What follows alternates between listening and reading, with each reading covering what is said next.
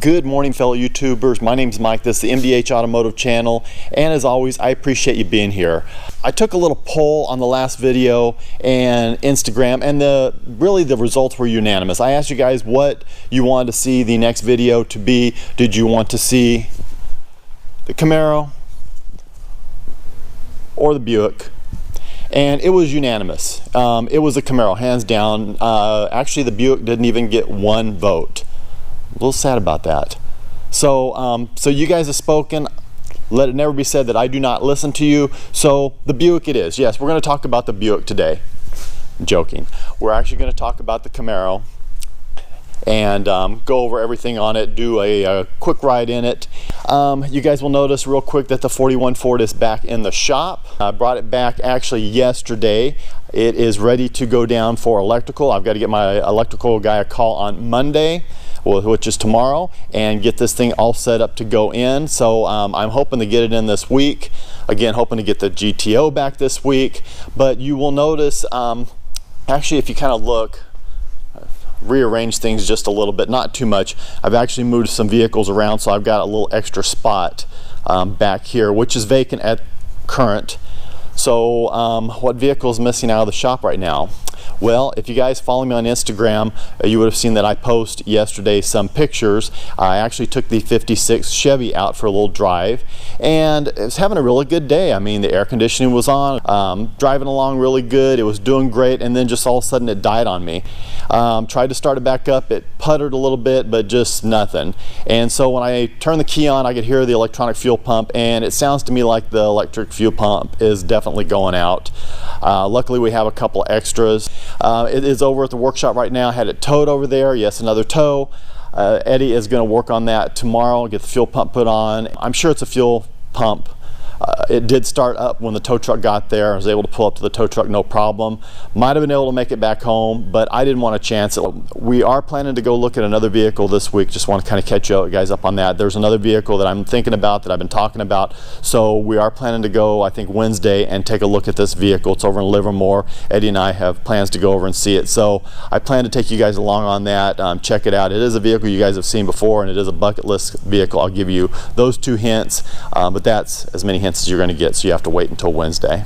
So yeah, there she is, 1971 Chevy Camaro, license plate smoking 71, gives it away every time. But I think we probably need to do a startup and just pull it back a little bit so we can do a good walk around, get some good views on it and some good camera angles on it, and talk a little bit more about the vehicle.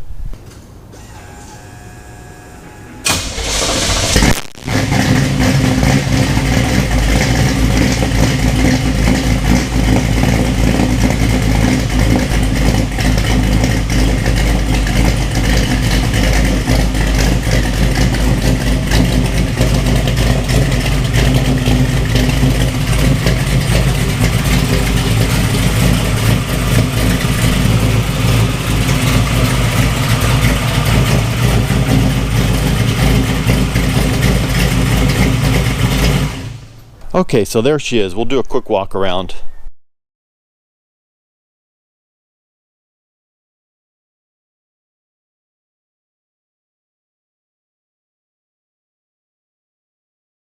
A little history. The Camaro debuted in 1967, basically to compete with Ford's Mustang.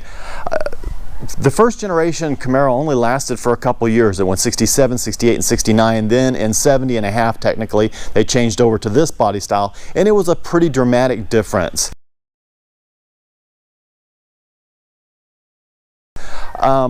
I personally, for the second generation Camaro that basically ran from 70 to 81, I like 70 through 73. They changed the front ends a little bit. After 73 and 74, they changed the front ends just a little bit, and then the back end they went to a solid tail light instead of the duals. I'll show you guys back here. Anyway, just to me the four tail lights and the front end just look better in the 70 through 73 Camaros, and I like the split bumpers. You see right there, it's got the bumpers on each side. Now, this car did not originally come as a split bumper. The guy Brandon that owned the car prior to me, he had it converted over to a split bumper, and it looks really good. I like this design. You'll notice that the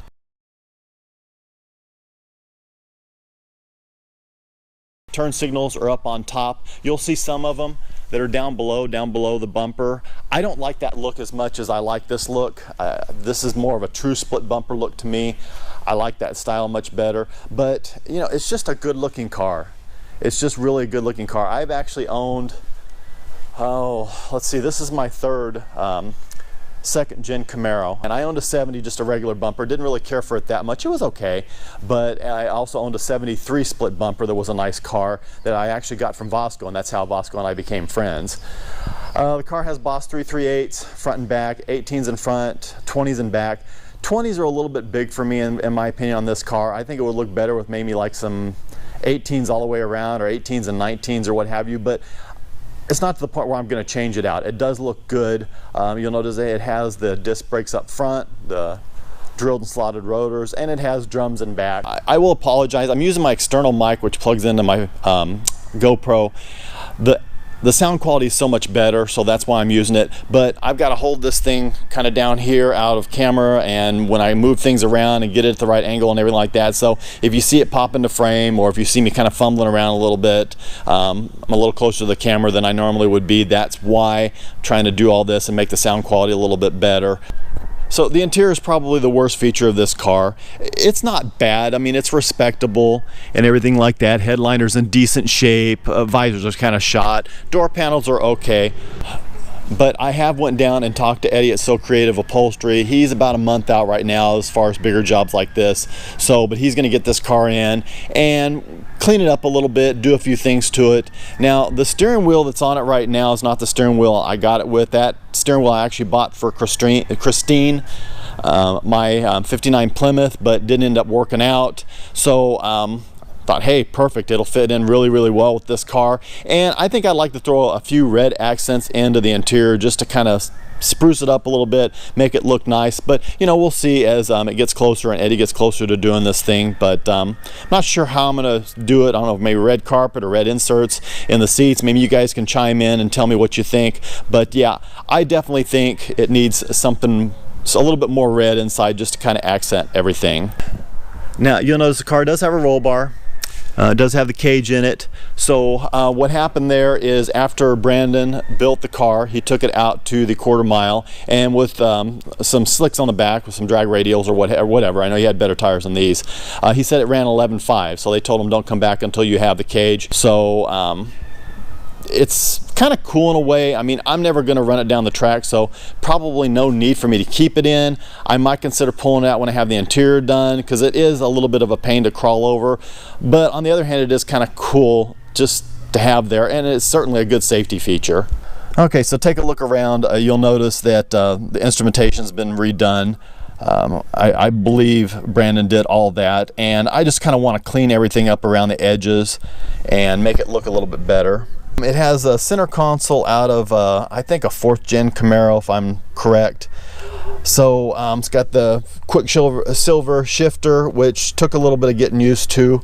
It does have a Holley EFI system on it, so this comes up and tells you all your different parameters and things like that. It's like so much of this stuff I just don't know because I'm not a mechanic. I know he tried to explain. I believe this is a line lock if you want to do burnouts. This is basically set for launch in the car. This is a torque converter lockout, which I do use from time to time. And basically this car, it's a 700R transmission, 373 posi in the rear end, but anything below about 70 miles an hour, 75 miles an hour, because it has a 3500 stall, it tends to want to jump back and forth between gears, so it's searching between third and fourth. So use a torque converter lockout to lock that out and to keep it in overdrive, which works out really great going down the freeway. I kind of like the way he did the switches. It looks kind of cool. I like these flip up switches.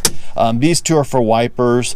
This is just for the heater and defroster, and then over here we have for our headlights, and then this black one right here, this is the go button. This is the nitrous. Yes, the car does have nitrous. It is set up for a 75 shot. I will never spray. It does have a full bottle in the trunk right now, but it's just something I don't see ever doing. I would like to maybe do a little bit of tweaking on the tune. I do run a little higher octane fuel mixture in this vehicle, and I think maybe a little tweaking on the tune would help, because I'm running just a little beyond what the 91 octane that you get from the pumps. So could probably get a little bit more out of it. Not that this car really needs it. And I'm going to go into the motor here in just a second, but this thing really, it has a difficult time hooking up in the first couple of gears. It definitely wants to get out from under you, and it definitely goes. It's definitely one of my faster vehicles. It's definitely not as fast as the Z06. Even the GT500 I think would probably take it, just depending on traction and everything like that. But this thing would probably outrun my Scat Pack based on quarter-of-mile numbers and everything like that. I know the Scat Pack only runs like low 12s, maybe with some drag radials it might get into 11s, and if this thing actually ran 11.5, this thing should actually be quicker than the Scat Pack, and it pulls really strong. I mean, it pulls really strong. I was cruising along the other day at 60 and I nailed it. It dropped down a gear, and next thing I know the speedometer was buried. So the car definitely gets up and runs. So yeah, let's go ahead and talk about the motor and at least all the details that I can remember. So there it is, and guys, I'm not a mechanic. I don't remember all the specs. I actually copy and pasted what he said about the motor from the ad, which is just the basics. He's got like a full binder of stuff on this motor, but if I remember correctly, it's a 406 Dart motor. It's running like 11-to-1 compression. It's got the Holley EFI on it. It's got headers, pretty much an open exhaust system. I know he built the motor right. He was really proud of what he did with the motor. He told me basically this motor's made to last, it's made to endure. He guesstimated it was probably making somewhere in the neighborhood of around 500 wheel horsepower.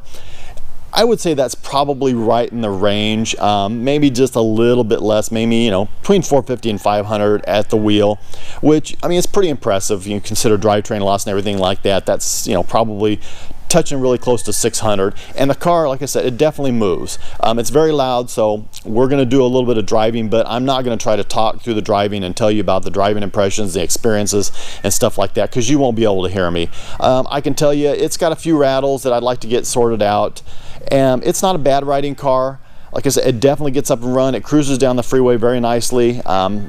With the gearing and the 700R transmission, the motor, the way it's built, I mean, it'll cruise at, you know, 75, 80 miles an hour all day long and never breathe heavy, and you can still step into it and get past about anything you want to. Like I said, it's a good looking car. I mean, I was kind of thinking initially that I was going to probably get rid of this car, trade it or something like that, but I'm thinking that I'll probably end up keeping it. Okay, so story with this car, and before I get the story, I apologize for the roosters.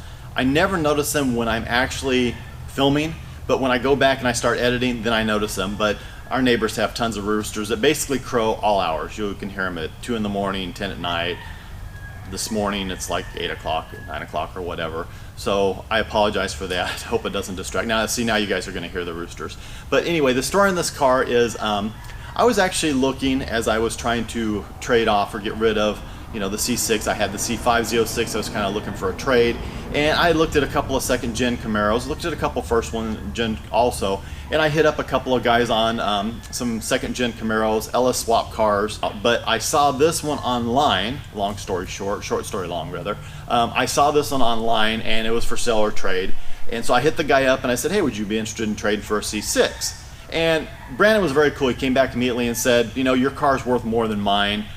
I don't think it'd be a fair trade. I would have to give you some cash. And I'm like, yeah, I get that. I see where you're asking, and you know what I'm asking for my car and where we are, price difference or whatever. But I said I'd make you a really good deal. So anyway, we got to talking a little bit more. He called me. He told me all about the car and everything like that, and decided that he would drive down and show me the car, which he did. When he did show me the car, I looked at it, I was like, okay, yeah, you know, the amount of money that I would have needed plus this car was just more than he could come up with. So we actually started talking about maybe trading the C5 Z06 that I had before, that 2004, but I was going to have to give him about $1,000 in cash. So at the same time, up shows Mario, who was interested in the car from before. He ends up buying the car, and what he bought the car for, I just basically rolled it right over and turned it into this car. So it worked out really better for me, did pretty good on the C5, and I was able to roll it over into this car and got what I think is a pretty good deal on this car. I think I could get my money back, probably a little bit more, but I do plan to clean up the interior, make it a little bit nicer, just do a few cleanup things to the car, make it just a little sharper, a little more eye-catching, get it detailed, and you know, down the road I'll probably end up selling it, but right now I'm kind of having fun with it. It's my loud, obnoxious, absurd car. I really think that I've talked way too much and we probably just need to go for a drive. Okay, one of the nice things about this car is that it is fuel injected, so I don't even have to touch the throttle to start it, unlike most of my other cars that are carbureted. Like I said, I will not be able to talk to you guys once I start this vehicle up, so just kick back, enjoy the ride.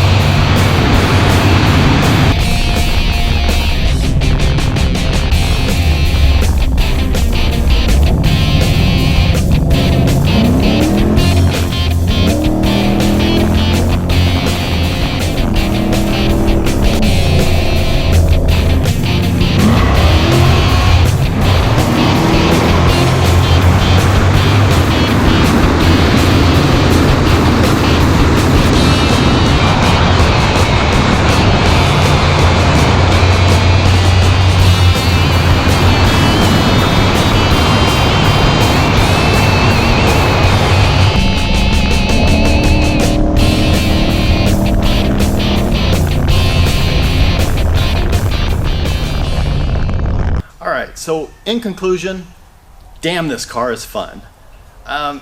You know, it may not be as fast as like the Corvette or like I said, the GT500 or some of those cars, but this is just old school muscle right here. This is just stand on the gas, hold on, do the best you can to correct it and keep it straight. It's got the old school sound to it. You know, newer cars sound cool, but there's just something about an old muscle car. The way they're set up, the way they're done. This car is just fun. I really enjoy it. I had a really good time doing this video. With that, I think the next video is probably going to be the GTO. I'm really hoping to get it back this week, and I'd like to do that. Then I'll switch into the Buick. Then I think I will be, oh yeah, then I've got the 41 Ford, but that's going to be a little bit out. Like I said, I want to get the wiring all done and the brake lights done before I do that. So we've got some good things coming. If you like the video, give me a thumbs up, and who couldn't like this? So yeah, definitely thumbs up. If you haven't already subscribed to this channel, MDH Automotive, it's a good time. Instagram and P.O. Box will be in the description below. And that's really all I can think of right now. So God bless, take care, have an absolutely amazing day.